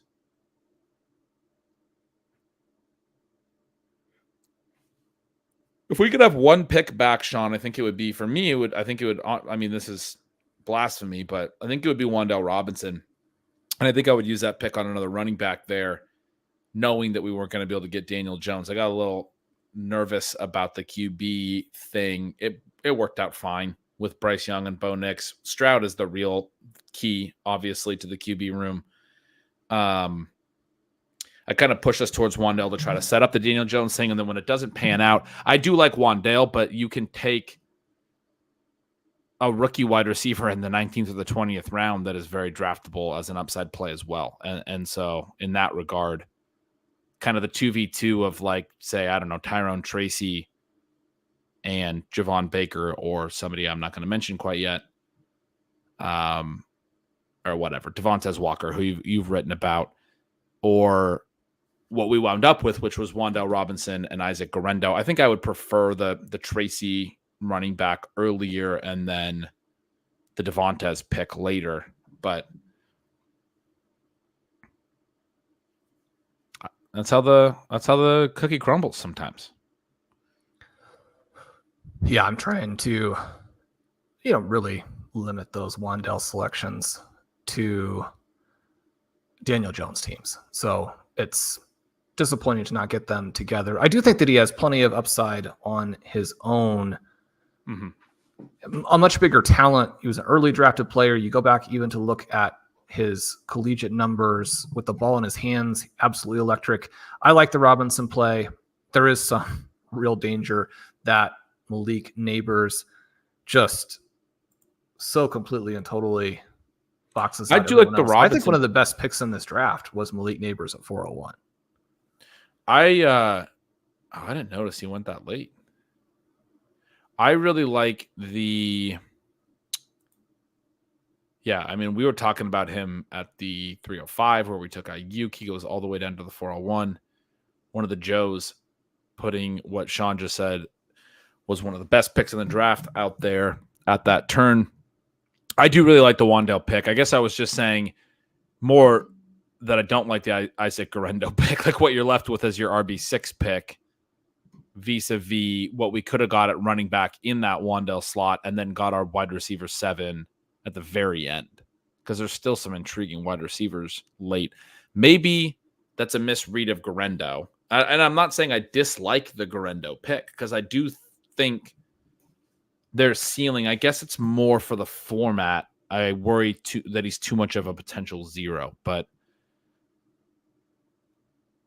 there's nothing that says that he can't be significantly better than, you know, what Trey Sermon or what Tyrion Davis-Price were. Kyle Shanahan continues to take, you know, big and fast running backs. He's obviously looking for something. Maybe Guerendo's that guy. I really like Tyrone Tracy, but there are some big red flags on his profile. I guess I don't necessarily believe that Tracy, at this juncture of the offseason, where there's so much unknown about how those depth charts are going to filter out, I guess I don't think that those picks are even that different. One of the things I'll mention about Guerendo, one of the reasons I do end up taking him as kind of a last round pick from time to time, is that despite the fact that it's well known his athleticism was crazy, his production is fairly limited, you go back to the idea of the athleticism being a special trait, but also he's actually a decent receiver for a big back with great athleticism. The production is, again, just wildly different. But when you can squint and see like a David Johnson type of profile there, one of the reasons that Guerendo is interesting to me is that I think he's got a shot at some high value touches that are surprising, even if everybody else in that depth chart is healthy. Okay. Well, that was a very bullish take on Isaac Guerendo, and I'm in. That was exciting. We are back up. Yeah, all the guys on our queue made it back. You think structurally, based on what we talked about earlier, that we can stop at 7 wide receivers here with the 6 that we invested through 10 rounds? We took Wan'Dale as our 7th. We only have the 6 running backs. Does that mean it's probably a 7th running back here, or is it a 4th tight end that you like? Yeah, it would be. It's hard for me to pass on the receiver here, but I think that structurally the other 2 positions or picks are more important. I'm very open to making that Sermon play, you know, once we pass him another full round. And not that that part really matters, but I got my guy. I'd like for you to get your guy. Well, I don't want Trey Sermon to be my guy, but like, let's not brand it like that. I do think he's the handcuff for Jonathan Taylor, and I think it's pretty clear at this stage. So let's go ahead and take him. And he was again, Shawn, surprisingly good last year. Like, I know we haven't always been thrilled about Trey Sermon, but 4.6 yards per carry on a limited rush attempt sample. He didn't really force a lot of missed tackles. Wasn't actually that great in yards after contact per attempt. His receiving was really poor, but he had a 4.61 yards per carry on a few carries. Yeah, he's probably bad, but they like him as their number 2 for whatever reason. He must know the offense a little bit. And like I said, was with Steichen even back to that Philly year where he spent a year in Philly. Kind of surprised me when I went through their team stuff that Sermon had 35 carries last year as their 3rd back behind Taylor and Moss. And 4.6 yards per carry, like I said, first career, 78 carries, 4.4 yards per carry. Like, he's been able to have a little bit of rushing efficiency so far on the touches that he's had in his career. Now, why he can't parlay that into more work is probably a glaring red flag, but no one else behind him had more than 13 carries. And, Tyler Goodson, Deion Jackson were the other guys. Hull only had 2 touches last year, which is just weird when he was a 23-year-old running back. He was hurt for a lot of the season, but yeah. He was hurt for most of the season. Okay. Sermon does seem, from all the beat reports, to be in the lead for that number 2 job, but we'll probably look back on that as a wasted pick. It'll be fun. But the final team, Sean, is a good squad. We got CJ Stroud, Bryce Young, and Bo Nix as our 3 quarterbacks. Mostly just a Stroud play, clearly. Bryce Young, anchor at running back, and then we just hit basically all rookie running backs from there. Marshawn Lloyd, Kamani Vidal, Ray Davis, Bucky Irving, Isaac Guerrero, 5 rookie running backs. We've talked on Stealing Bananas a lot about that. I wrote a piece a while back at the Substack about why these rookie running backs in the double-digit rounds are a key to every format this year. We showed in this draft how, one way that things can play out where we would like to hammer that particular thesis. We also took Trey Sermon at the end, who is not a rookie, but he might as well be, because I'm talking about him as if he's barely played. And I'm trying to be like, it's surprising. It's surprising to know, Sean, that he's got 70 touches in 3 seasons. Did you know that he's touched the ball 70 times in NFL games? At wide receiver, Brandon Ayuk, Stephon Diggs, Deontay Johnson, Brian Thomas, Jordan Addison, Jerry Jeudy, and then that Wan'Dale Robinson pick, and a tight end, Dalton Kincaid and Brock Bowers in the top 5 rounds, the anchor of the team. And then we get Jatavian Sanders late with the Bryce Young thing. The chat was liking that pick. FF Coder here notes that that Cade Otton had a 16% targets per out run last year with stronger target competition than Sanders will have in Canales' offense.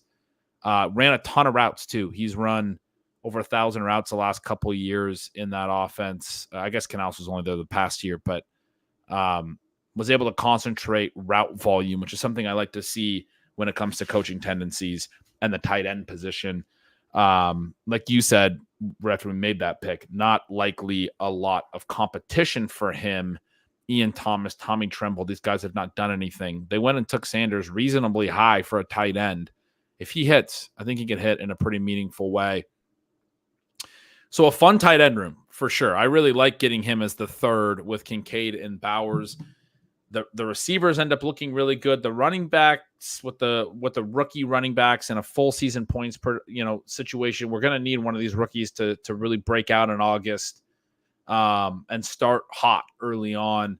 But I mean, Isaac Guerrero is going to rack up high value touches alongside Christian McCaffrey as a 50-50 split, which is the story I'm pretty sure you just told. And I don't know, I blacked out, but I was so excited.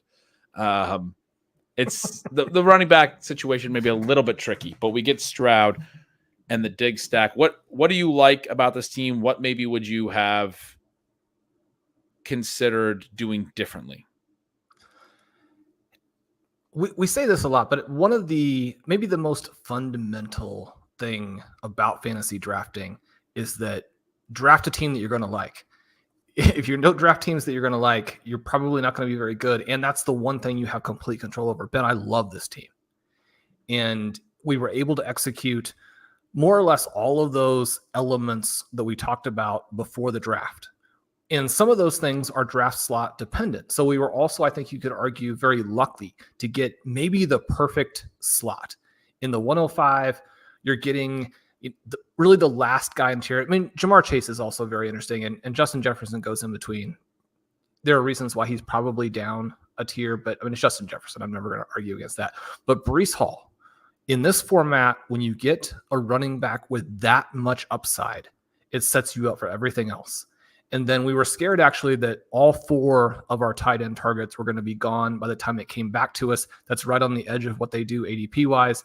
We were able to get Kincaid and then put him with Bowers. You get the 2 elite tight ends. That's the other thing that sets you up to do everything you want. The only additional thing you have to do to make your build work is just to then hit receiver, which is your own choice. You go and do it. We were able to do it here. I like the names that we picked. Maybe in a full season league, I'm a little bit nervous about Brian Thomas, even though I'm a lot more bullish than you are about kind of the range or how likely he is to hit on certain spots in the kind of the upside half of that and what his talent is, he seems like he could be an extraordinary player, which Christian Kirk and Gabe Davis are good NFL players, but they are not special. And so that for me would be, how he wins for us here. I love getting these receivers. The other thing that we talked about was an elite quarterback. And if you can get what I would consider the last guy in that elite group, and it's somebody who works for your team, that's what you're trying to do. It's one of the reasons that I think Stroud is such a great fit here.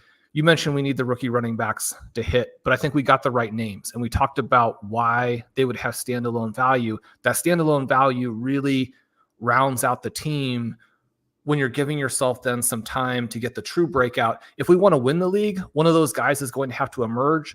In the first month, I think the standalone value is there to keep us right where we want to be, tracking toward the top of the standings. I love that. The chat is asking if Pros versus Joe's is 1-14 and then 15-17 cumulative. I guess I should have read the rules before we start. I thought this was just a total points. Well, at some point we have to win and then be in that group that is competing for the. There is a group that advances. I thought it was just highest scoring team in each league. Yeah, I'm looking at the overview on the FFPC page. It says the highest scoring team in each league wins a free entry to the FFPC main event, and the highest scoring team across all the leagues is declared the Pros versus Joe's champion. Pretty sure it's just total points. I don't think there's, at least that's my understanding. I might be wrong. Rohan, we are drafting to score as many points as we can and let that portion take care of itself. Right. We're just trying to build a really good team. That's the idea. We'll figure that out when it gets there. Said that not sure if fourth round is reasonably high at tight end because I said that about Jatavian Sanders. Fair point, but okay, ML says Gretch is correct here. I will note that Jatavian Sanders was the first pick of the fourth round, 101 overall.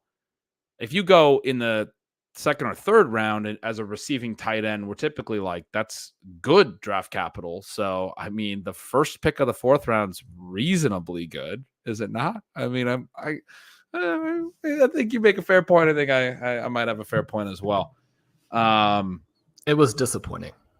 It was a little disappointing where he went, but the first pick of the fourth round is different. Kate Otten, we were just talking about, also went in the fourth round. There have been many meaningful producing tight ends out of the fourth round. They're not a position that typically goes in the first round. But yeah, this is a fun team, Sean. We got a fun build here. Excited to do this again. I think we got a shot.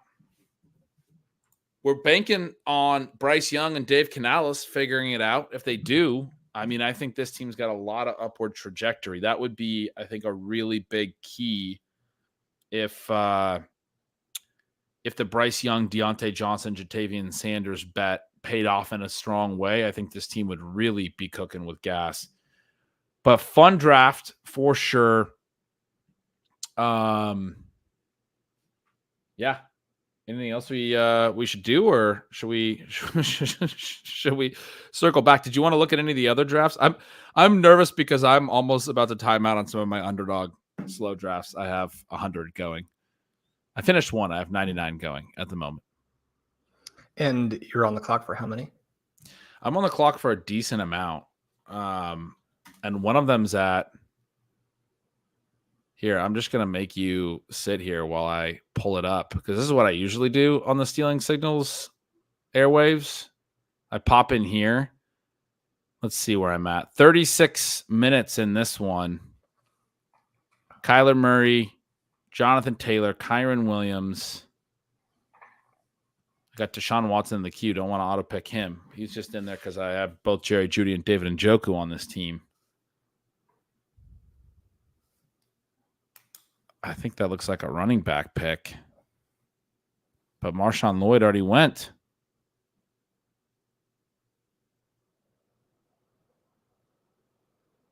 I've got 6 receivers on this team. Justin Jefferson, Keenan Allen, Rashee Rice, Cortland Sutton, Jerry Jeudy, Mike Williams, Trey McBride, and David Njoku. Haven't taken another running back after Jonathan Taylor and Kyron Williams. Kyler stacked with McBride with a Kyron bring back. What do you think? You seen anything that looks like a good pick here? Well, once you have the 2 stars, it's always tempting just to take Nick Chubb for the playoffs, right? Take Nick Chubb for the playoffs. That sounds like a fun move. I actually have some other Cleveland bets on this team as well. There you go. That's why you're here, to help me do my slow drafts. Shawn, thank you for popping on Stealing Signals and doing this draft with me here. We had a blast. Obviously, we do this one every year.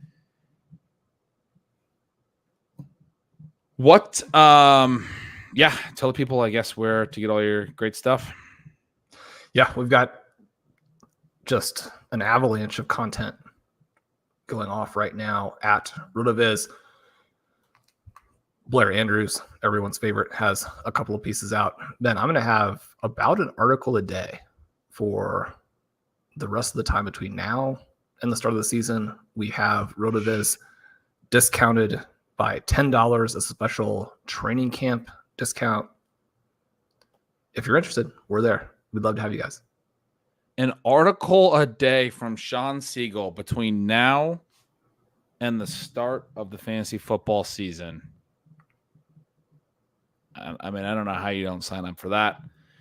Yeah, appreciate you guys showing up. Excellent news, says the Achievers. Thanks for showing up. Historical Anomalies. That was a fun draft. We enjoyed streaming it. Thank you guys for hanging out as well. As always, check out all of our regular Stealing Bananas episodes over on the RotoViz Radio podcast feed. Subscribe and like the video before you go. People already taken off, but subscribe to the channel as well. Trying to get that subscriber number up. Trying to hit that 2K plateau. We kind of we've kind of plateaued after we hit the 1K. Let's keep adding those subscribers. This was a blast. Appreciate you guys. I'll be doing more of the slow draft picks whenever I feel like it. Probably back here on Wednesday. I might be back here tomorrow because I don't know if we're going to be recording our regular scheduled Stealing Bananas tomorrow. So some of my time just opened up. Might have to come on and do some slow draft picks with you all tomorrow. But you guys take it easy. This has been a special Stealing Bananas edition of Stealing Signals. See ya.